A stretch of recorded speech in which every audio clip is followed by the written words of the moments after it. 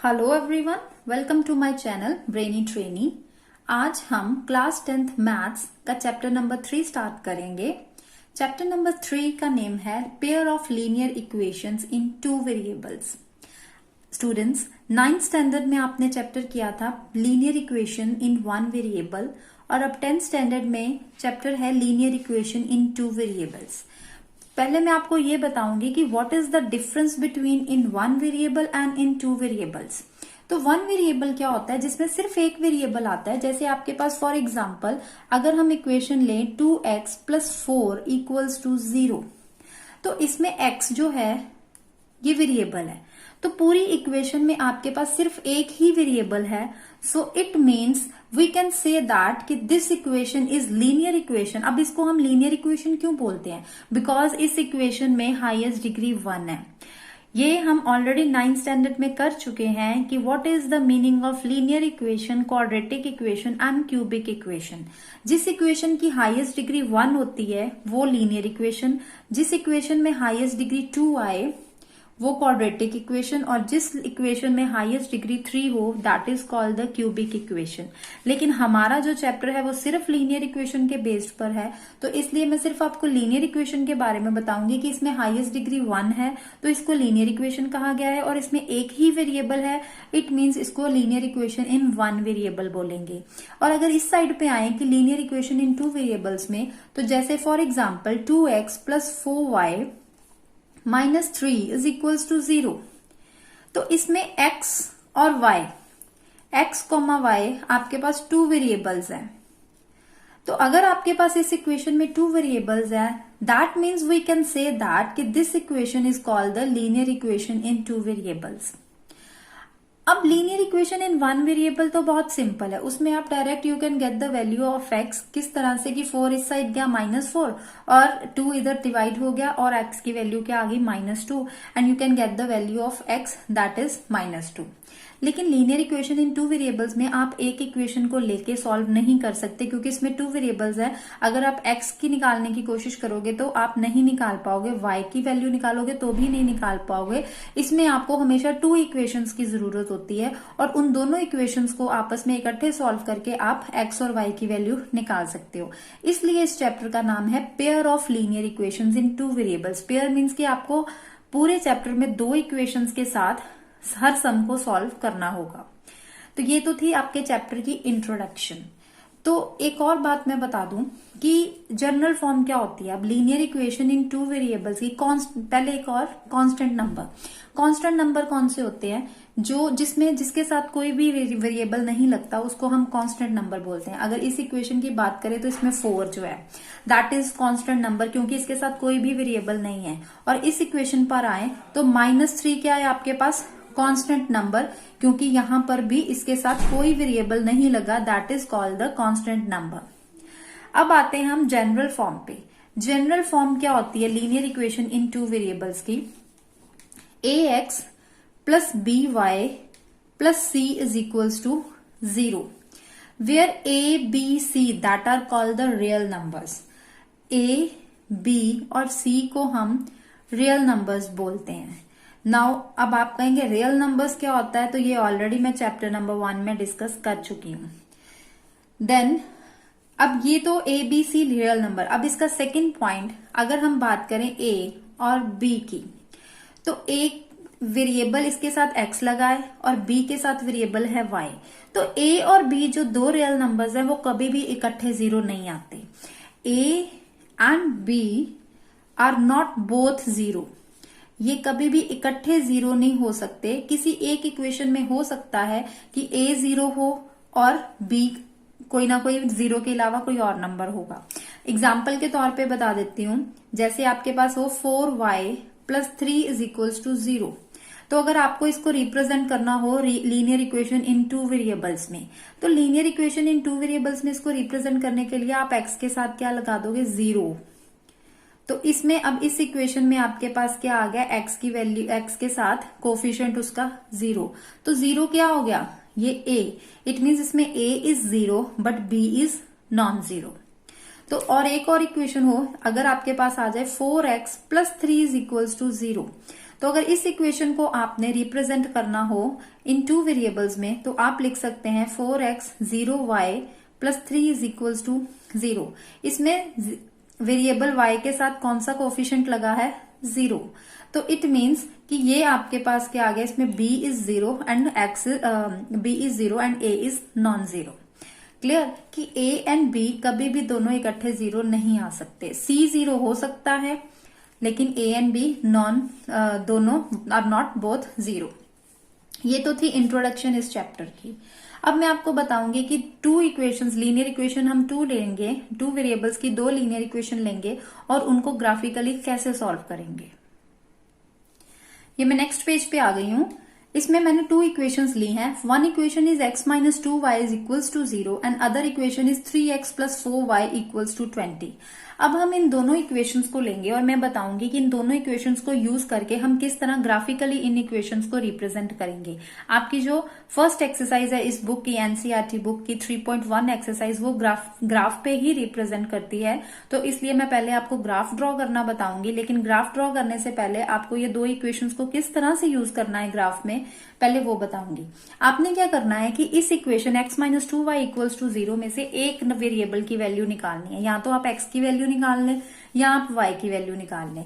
तो मैंने पहले यहाँ पर x की वैल्यू निकालनी है, तो हम x इक्वल्स टू ये minus 2y right hand side में जाके प्लस 2y हो जाएगा।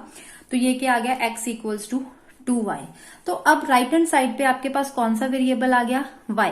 तो आप अपनी मर्जी से y की कोई भी वैल्यू लेट करें और वहां से आप x की वैल्यू निकाल लें। ये चीज भी आपने 9th स्टैंडर्ड में 4th चैप्टर पे की हुई है। अब वही चीज हम इस पे रिपीट कर रहे हैं। तो हमने क्या किया, x की वैल्यू मान लीजिए, y की वैल्यू मैंने यहाँ पे 0 ले ली। अगर y की वैल्यू यहाँ 0 लें, ये इक्वेशन नंबर हमारी 1 आ गई, तो हमने लिख लिया in equation 1 put y equals to 0 in equation 1। तो ये क्या हो गया, x equals to 2 into 0 that becomes 0। तो x की वैल्यू आपके पास क्या आ गई, 0। आपने नियरली आप 2 वैल्यूज पुट कर सकते हो। अगर आपको 2 से ज्यादा करनी है तो 3 करना, लेकिन 3 से ज्यादा मत करना। ग्राफ ड्रॉ करने के लिए 2 वैल्यूज सबसे बहुत काफी होती हैं। तो अब हम x में, अब पहले मैंने 0 लिया y की वैल्यू, अब y की वैल्यू हम कुछ भी लेट कर लें, आप चाहे 1 लेट कर लो, 2 लेट कर लो, कुछ भी लेट कर लो। तो यहां पर मैंने y की वैल्यू 1 ले ली। अब इसमें x क्या आ गया, 2 इंटू 1 दैट इज 2। तो मैं 2 ही वैल्यूज लेके चलूंगी। ये 2 वैल्यूज मैंने पुट की और उसके बाद मैंने 2 वैल्यूज x की निकाल ली। तो इसको हम एक टेबल पे ड्रॉ कर देते हैं। ये मैंने एक टेबल ड्रॉ किया, ये आ गया x, ये आ गया y। तो यहाँ पे हम लिखेंगे कि सबसे पहले y की वैल्यू 0, तो उस पे x क्या आ गया, 0। तो y 0 लिया, x भी क्या आ गया, 0। अब y की वैल्यू 1 ली तो x क्या आ गया, 2। तो y 1 तो x की वैल्यू 2। तो इसको हमने एक डे टेबल में लिख लिया है। अब दूसरी इक्वेशन पे चलते हैं। अब दूसरी इक्वेशन में हम इसमें से भी एक की वैल्यू निकाल लेंगे। तो जैसे मैंने इधर x की वैल्यू निकाली तो इधर भी हम x की वैल्यू ही निकालेंगे। तो ये क्या हो जाएगा, 3x equals to 20 minus 4y। क्योंकि ये प्लस 4y है तो राइट हैंड साइड में जाके साइन ऑपोजिट हो जाते हैं, दैट बिकम्स माइनस 4y। तो ये x के साथ 3 मल्टीप्लाई हो रहा है, तो इस साइड पे जाके ये 3 क्या हो जाएगा, डिवाइड हो जाएगा। तो ये इक्वेशन नंबर आ गई आपकी सेकंड। इसको इक्वेशन नंबर 1 लिया था, ये इक्वेशन नंबर आ गई हमारी 2। तो इसमें राइट हैंड साइड पे y है, तो हम फिर से अगेन y की वैल्यूज अपनी मर्जी से लेंगे और x निकाल लेंगे। तो आप हमेशा कोशिश कीजिए कि y की वैल्यू आप वो लेंगे कि जिसको हम पूरा सॉल्व करके एक प्रॉपर नंबर ले सके। आप कोशिश करें कि पॉइंट्स में आंसर आपके ना आए।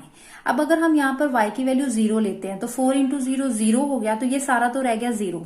और 20/3, तो 20 और 3 की कटिंग तो नहीं होती, तो वो आपके पास पॉइंट में नंबर आएगा। तो आप कोशिश करें हम पॉइंट वाले नंबर नहीं लेंगे। तो इट मीन्स कि हम y की वैल्यू 0 नहीं पुट करेंगे। अगर हम y की वैल्यू ले 1, तो 4 into 1 that is 1, 4 into 1 that is 4, और 20 में 4 माइनस किया, इट बिकम 16। 16/3 की भी कटिंग नहीं होती, तो इट मीन्स कि हम y की वैल्यू भी नहीं लेंगे, ये भी पॉइंट में आएगा। तो हम y की वैल्यू क्या ले लेते हैं, -1 पुट करके देख लेते हैं। Put y is equals to -1। आप नेगेटिव वैल्यूज भी ले सकते हैं, पॉजिटिव वैल्यूज भी ले सकते हैं, क्योंकि आपने ग्राफ में लोकेट करना है और ग्राफ में 4 क्वाड्रेंट्स होते हैं जिसमें नेगेटिव पॉजिटिव वैल्यूज हम ले सकते हैं। तो x इज इक्वल्स टू, अब 20 माइनस, अब -1 यहाँ पुट किया तो -4 इंटू -1, तो ये क्या आ गया आपके पास, +4। तो +4 ओवर क्या आ गया, 3। That is 24/3। तो इसकी कटिंग करो तो आंसर आ गया 8। x की वैल्यू आपने जब y की वैल्यू -1 ली तो x की वैल्यू आपके पास क्या आ गई 8। अब y की वैल्यू देखिए, अब ये पॉइंट में नहीं आया, प्रॉपर हमने इसका नंबर निकाला है। तो अब y की वैल्यू फिर से आप वही लेट करोगे जिसको आप यहां पर पुट करके प्रॉपर इसकी 3 के साथ कटिंग हो सके और पॉइंट में आंसर ना आए। तो हम y की वैल्यू 5 ले लेते हैं। जब y की वैल्यू 5 ली तो x इक्वल्स टू 20, 4 इंटू आ गया 5/3। तो ये क्या आ गया 20 माइनस 20/3। तो x की वैल्यू डायरेक्ट क्या आ गई 0/3, तो वो क्या आ गया आपके पास 0। तो इसी तरह अब इसका भी हम जैसे y की वैल्यू 5 और x आ गया 0, तो जैसे इस साइड पे टेबल बनाया, ये टेबल हम सेम इसी दूसरी साइड पर भी बना लेंगे। ये है x और y। अब x की वैल्यू हमारी 8 आई जब हमने y क्या लिया था -1। इट मीन्स y हमने -1 लिया, x आ गया 8। y हमने 5 लिया तब x क्या आया 0। तो 2 वैल्यूज हमने यहां लेट की, 2 ही वैल्यूज यहां लेट की। अब हम इनको ग्राफ पे लोकेट करेंगे, तो वो देखते हैं हम कैसे ग्राफ पे लोकेट करना है। तो ये मैंने एक ग्राफ पेपर ले लिया है। तो ग्राफ पेपर में मैंने वीडियो को पॉज करके कि ताकि हमारा ज्यादा टाइम वेस्ट ना हो, तो ये मैंने जो वैल्यूज हमने अभी निकाली थी दूसरी साइड पे, ये इस साइड पे हमने ये वैल्यूज निकाली थी, तो ये टेबल मैंने इस साइड पे दोबारा बना लिया कि हमें बार बार उस पेज की तरफ ना देखना पड़े। तो ये वैल्यूज हमारी कहां से आई, इस इक्वेशन से आई, और ये वाली वैल्यूज हमारी 3x + 4y = 20 इक्वेशन से आई है। अब टर्न बाय टर्न पहले आप ये 2 वैल्यूज लोकेट करोगे ग्राफ में। तो ये मैंने ग्राफ ड्रॉ किया है। ये आपके पास x एक्सिस, इस साइड पे x है तो इस साइड पे x डैश है, इस साइड पॉजिटिव वैल्यूज आएंगी, इस साइड नेगेटिव इंटीजर्स होंगे। ऊपर y, नीचे y डैश आएगा, तो नीचे नेगेटिव इंटीजर्स होंगे, ऊपर क्या आएंगे पॉजिटिव इंटीजर। ये जो सेंटर में है इसको हम ओरिजिन बोलते हैं। तो अब हम वैल्यूज इंटीजर्स लिख लेते हैं 1 2 3 4 5 6 7 8 9 देन 10। तो सेम हम इस साइड पे भी लिख लेंगे -1 -2 -3 -4 -5 -6 -7 -8। अब ऊपर y की तरफ सेम सिमिलरली नीचे भी लिख लेंगे। ये मैंने ये भी पॉइंट्स लिख दिए हैं। अब हमें इसके लिए एक स्केल की जरूरत है और एक पेंसिल की जरूरत है। आपको ये ग्राफ ऑलरेडी एग्जाम्स में आपको पेंसिल और स्केल के साथ ही बनाना है, आप फ्री हैंड रफली मत बनाना इसको। तो ये मैंने एक स्केल भी ले लिया है, एक पेंसिल भी ले लिया है। तो ये हम सबसे पहले पॉइंट्स लोकेट करेंगे। इसमें x भी 0 है और y भी 0 है। तो x एक्सिस पर अगर देखें तो यहाँ 0 आ रहा है, y एक्सिस पर भी देखें तो यहाँ 0 आ रहा है। तो इट मीन्स ये फर्स्ट पॉइंट हमारा ये हो गया। इसको हम लिख लेते हैं 0,0। आई थिंक कैमरा में पेंसिल क्लियर आ रही होगी, थोड़ा डार्क कर देती हूँ। क्लियर। अब नेक्स्ट वैल्यू है 2,1। एक में x की वैल्यू 2 है, y की वैल्यू 1 है। x यहाँ पर 2 आ रहा है, y यहाँ पर आ रहा है, तो इसको हम इस साइड लेके जाएं, इसको ऊपर लेके जाएं, तो ये कॉमन पॉइंट आ रहा है। तो इस कॉमन पॉइंट पर हम सर्कल पॉइंट लगाएंगे और हम इसके एक्सिस पॉइंट लिख देंगे 2,1। तो अब हम इसको, अब ये हमारी इक्वेशन की पॉइंट्स ड्रॉ हो गए। अब हम यहां से एक स्ट्रेट लाइन ड्रॉ करेंगे। तो आप स्केल के साथ ही स्ट्रेट लाइन लेंगे, इस पॉइंट को इस पॉइंट के साथ आप मिलाएंगे। देखिए ये पॉइंट है आपका एक, और एक आपका ये पॉइंट है। तो मैंने इस पॉइंट को इस पॉइंट के साथ मिला दिया। तो अब हम ये एक स्ट्रेट लाइन ड्रॉ कर देंगे। क्लियर। अब इस स्ट्रेट लाइन पे हम इक्वेशन लिख देंगे, जो इक्वेशन जहां से ये इक्वेशन से वैल्यू आई है। क्या आई है x माइनस, ये वैल्यू कहां से आई है x - 2y = 0 से। तो अब हम दूसरी इक्वेशन लेंगे। तो दूसरी इक्वेशन में x की वैल्यू है 8 और y की वैल्यू है -1। अब हम इसे लोकेट करेंगे। तो x एक्सिस में 8 आ रहा है यहाँ पर, और y एक्सिस में नेगेटिव वैल्यू है, नेगेटिव -1। तो -1 इंटीजर आ रहा है नीचे वाली साइड पे, तो ये -1 है। तो इसको हम इसे डॉटेड लेकर जाएंगे। तो ये यहाँ से 8 आया, तो ये कॉमन पॉइंट आ रहा है, तो इसको हम डार्क कर लेते हैं पॉइंट लगा के। तो यहाँ पर हम इसके पॉइंट्स, कोऑर्डिनेट पॉइंट्स लिख देंगे, दैट इज 8, -1। क्लियर। अब नेक्स्ट वैल्यू है x की 0 और y की 5। अब x तो 0 यहां पर है, y 5 पॉजिटिव ऊपर आ रहा है इसी लाइन के ऊपर। तो यहां पर हमने एक पॉइंट लगा दिया, तो ये हमारा क्या आ गया 0,5। क्लियर। अब हम ये एक पॉइंट है और एक पॉइंट ये है, तो हम स्केल रखेंगे। इस साइड में आपको दिखा देती हूं। ये देखिए, इस पॉइंट पे स्केल रखा और यहां पर स्केल रखा, तो इसको हम ज्वाइन कर देंगे। ये पॉइंट टू पॉइंट हमने स्केल रख दिया। अब इसको हम एक लाइन ड्रॉ कर देंगे। तो ये लाइन इक्वेशन हमारी सेकंड इक्वेशन के पॉइंट्स हमारे लोकेट हो गए। तो इस साइड पे हम ये इक्वेशन लिख देंगे। तो इक्वेशन क्या आई हमारी, 3x + 4y = 20। तो आप ये देख सकते हैं कि अब ये हमारा ग्राफ कंप्लीट हो गया। तो ये 2 लाइंस बनी है जो आपस में इंटरसेक्ट कर रही हैं। तो ये इंटरसेक्टिंग लाइंस है। तो इंटरसेक्ट किस पॉइंट पे जाके करनी है, इस पॉइंट पे जाके ये इंटरसेक्ट कर रही हैं। तो इस पॉइंट पे अगर x एक्सिस पे देखें तो 4 और y एक्सिस पे देखें तो 2। तो अगर हम यहां पर बात करें तो ये 4,2 पे आके एक दूसरे के साथ इंटरसेक्ट कर रही हैं। तो this graph shows that these lines are intersecting lines at the point 4,2। Clear? इस तरह से आपने ग्राफ बनाना है। कभी भी एग्जाम में आप रफली ग्राफ मत बनाना, आप ग्राफ पेपर पर ही ग्राफ बनाना, क्योंकि नीटनेस हमेशा इसी पे आती है और एग्जैक्टली जो आंसर आता है वो भी ग्राफ पेपर पर ही आता है। तो एक और मैं आपको बात बता दूं कि यहाँ पर 3 तरह के आपके ग्राफ शो हो सकते हैं। इंटरसेक्टिंग मैंने आपको बता दिया है, एक शो हो सकता है पैरेलल। ये एक पेज लिया है मैंने, देखिए इंटरसेक्टिंग जो अभी हमने ग्राफ बनाया है वैसे होगा। इंटरसेक्ट, इनको हम बोल देते हैं इंटरसेक्टिंग लाइंस। तो ये एक इक्वेशन की, ये लाइन सेकंड इक्वेशन की। तो कोई आ सकता है ग्राफ आपका इस तरह से पैरेलल, कि स्ट्रेट लाइंस 2 आ जाएंगी, वो एक दूसरे के पैरेलल होंगी। तो एक इक्वेशन यहां आ जाएगी, एक इक्वेशन इस लाइन की होगी। और थर्ड पे आता है एक ही लाइन पर दोनों इक्वेशंस लाई कर जाती हैं। मान लीजिए एक इक्वेशन यहां से, दूसरे के यहां से पॉइंट्स आ गए, तो ये हमारी क्या आ गई, कोइंसिडेंट लाइंस की। एक ही लाइन पर ये दोनों इक्वेशंस के जो हमने पॉइंट्स फाइंड किए होते हैं, कोऑर्डिनेट्स पॉइंट्स निकालते हैं, वो पॉइंट्स एक ही लाइन पे आके इंटरसेक्ट करते हैं। तो ग्राफ में हमेशा 3 तरह के ग्राफ्स ही बनते हैं, intersecting, parallel and on the same straight line, जिसको हम क्या कहते हैं, कोइंसिडेंट लाइंस। क्लियर? तो अब आज की वीडियो मेरी यहीं पर है कि मुझे ग्राफ बताना था कि किस तरह से ग्राफ बनाते हैं, और इक्वेशंस को किस तरह से, आपको 2 इक्वेशंस गिवन हो और उनको आपने ग्राफिकली लोकेट करना हो तो कैसे लोकेट करेंगे। हमारी जो 3.1 एक्सरसाइज है वो इसी पर बेस्ड है। तो मैं अपनी नेक्स्ट वीडियो में आपको 3.1 एक्सरसाइज कराऊंगी। तो अगर आप मेरे चैनल पर नए हैं तो मेरे वीडियो को जरूर लाइक कीजिए, क्योंकि मुझे पता है, आई एम श्योर कि आपको ये वीडियो देखकर इंट्रोडक्शन समझ में आ गई होगी कि ये चैप्टर स्टार्टिंग में इसकी इंट्रोडक्शन क्या है। और मेरे चैनल को सब्सक्राइब कीजिए, अपने फ्रेंड्स को भी शेयर कीजिए, ताकि वो भी ये घर बैठे वीडियो देखकर चैप्टर को समझ सकें।